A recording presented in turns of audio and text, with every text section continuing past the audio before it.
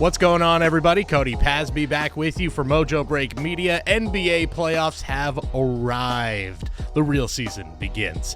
If you've been collecting all season long, this is the time where things begin to pay off. And we are going to talk about 4 players to watch going in to the NBA's second season. 4 guys that have the most to gain and in some cases the most to lose come playoff time. Let us know in the comments below who you think has the most to gain, the most to lose in the hobby for basketball players. Make sure to like this video and subscribe. So let's do it. Let's take a look at the 4 basketball cards we think you should be keeping an eye on this playoff season. First guy I want to talk about, Tyler Herro of the Miami Heat. This guy, for lack of a better term, yeah, pun intended, was kind of a hobby hero in 2020. Big playoff run for the Miami Heat, going to the finals in that bubble year. He had that snarl in one of the NBA Finals games that became an instant meme. He became a huge star for basketball card collectors, and then reality hit. His prices were sky high in the hobby entering that season and really plummeted in his second year. But look at the numbers this year. The guy has had a resurgent 21-22 season. He is probably the favorite for the 6th man of the year. He'd be the youngest 6th man of the year winner since James Harden. I don't know if you heard of that guy. He's pretty good. There's a bright future here for Tyler Herro, and things have leveled out in terms of his prices in the hobby. If you're looking at somebody who will reap the benefits of a Miami Heat run here in the finals, and they went wire to wire this year, basically, in the Eastern Conference, kind of the most unassuming number 1 seed in all of basketball. When you're looking at the East, people are talking about a red-hot Boston Celtics team, the Brooklyn Nets team with all that drama surrounding them, and the defending champion Milwaukee Bucks and Giannis. No one's really given the Heat any thought that they can go and take care of the Eastern Conference, but they were the number 1 seed all year.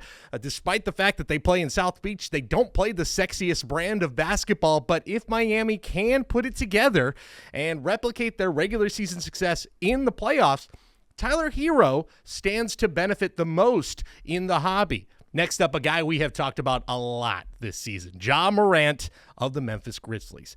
Was out for a while. He's had an injury. He did get 1 game in to freshen up. At times, he looked like maybe the most exciting and electric player in all of basketball. He's still right now probably a little more expensive than any of the other guys we're going to talk about on this list for their trading cards, but still, I think that there is a lot of room to grow for Ja Morant, especially considering where he ranks with guys like Zion Williamson. We've talked about it to death, the fact that Zion and him are almost on equal footing when it comes to their rookie card prices is still insane to me, considering one guy has barely played and the other guy, yes, he was out for a while, but when he is playing, it's one of the most talked about players in all of basketball.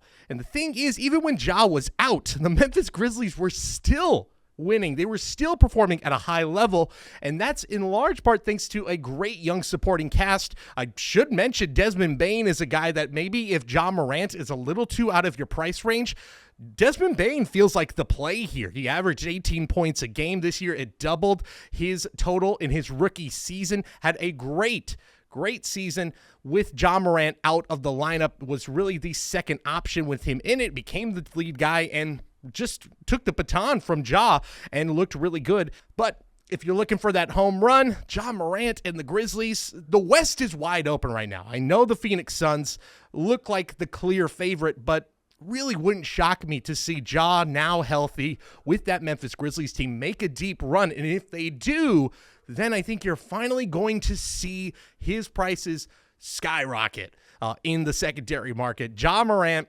we've talked about it all year. We love the guy. He's an incredible talent. He's maybe the most exciting player in all of basketball. Gonna be a superstar guy, and if he goes deep in the playoffs, watch out. This guy could be one of the faces of basketball for years to come. Next guy I want to talk about, Karl Anthony Towns of the Minnesota Timberwolves. Yes, I know the other guy on that team, Anthony Edwards, he's the bigger star in the hobby. But the fact is, right now, his cards may be a little bit out of your price range Whereas Karl Anthony Towns, a guy who is now a longtime vet in the NBA, who now you look at the career statistics for Karl Anthony Towns, he's always putting up numbers.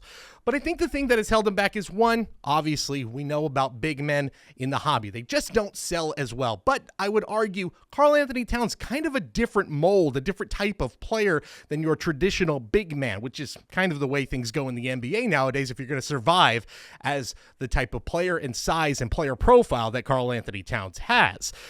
But this year, he took his game to a completely different level. Cat had some of the best single game performances that we had seen all year long, and leading the Minnesota Timberwolves to the playoffs for the first time in God knows when, since like the iPod came out? It's been a long time since this team found postseason success, but they are there. Yes, gonna be tough for them to escape the first round, but I think just getting there in the first place elevates a lot of guys that collectors might want to add to their collection. Obviously, Anthony Edwards, and I think Karl Anthony Towns as well, a guy that still some of his most valuable cards can be had for some reasonable prices. Some of them obviously a little high, but still, I think if you're looking to add Cat to your collection, not a bad buy right now with some of his stuff, and he's had enough of a track record that I think that we can be pretty sure that this guy is the real deal. I think the other thing holding him back has been sort of the off-the-court stuff, the stuff with Jimmy Butler when he was there in Minnesota, if you remember that,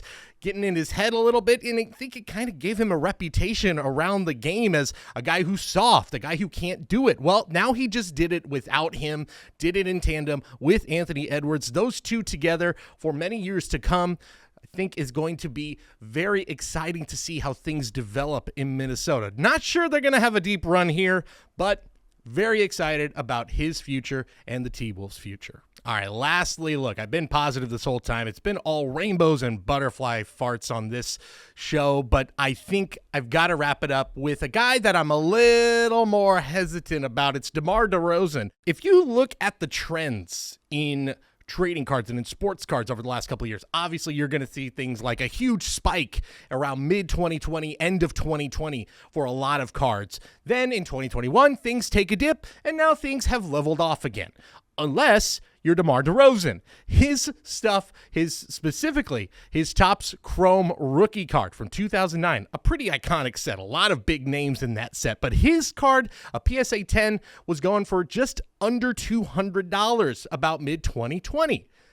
As of this recording, the last recorded sale of that card, over $2,000, and for good reason. DeMar Derozan had an incredible year with the Chicago Bulls, a guy who has really been a great player, one of the more underrated players in all of basketball for many, many years, but for the first time was given the reins as the team leader. Yes, in Toronto, him and Kyle Lowry teamed up, but this was clearly DeMar Derozan's team, and he looked like an MVP contender. I mean, the guy was breaking Chicago Bull records that were only held by one Michael Jordan. When you're doing that, you're doing something special. An incredible year, a special year for DeMar Derozan, and the Bulls are back in the playoffs for the first time in many years.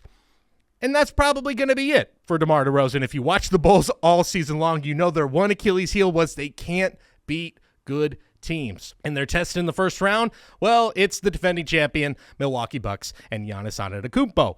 Probably not the best draw for a team that had a hard time beating really good teams. Look, I like DeMar Derozan. I'm glad he had this year. It's great for him. And obviously, if you've been holding on to a DeMar Derozan card for a long time, you should feel pretty good right now that you were patient for all of these years. But now is the time to sell. He might get some MVP votes. He might make it to the next round. But I think the reality is this is as good as it gets for DeMar Derozan. At 32 years old, I can't imagine him having another year as electric as this year. Great run for him. Great run for the Bulls.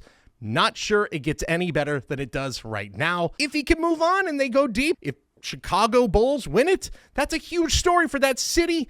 I just don't see it happening. Real tough.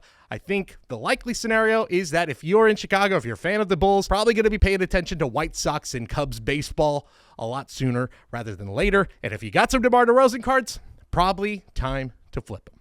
Who do you think is going to be the breakout star of the NBA playoffs? Who have you been collecting all season that you would love to see flourish come postseason time? Let us know in the comments below. Make sure to like this video. Make sure to subscribe to Mojobreak Media. We've got more basketball card content, baseball card content, football cards, hockey cards. We talk about it all. Make sure to subscribe for more sports card content.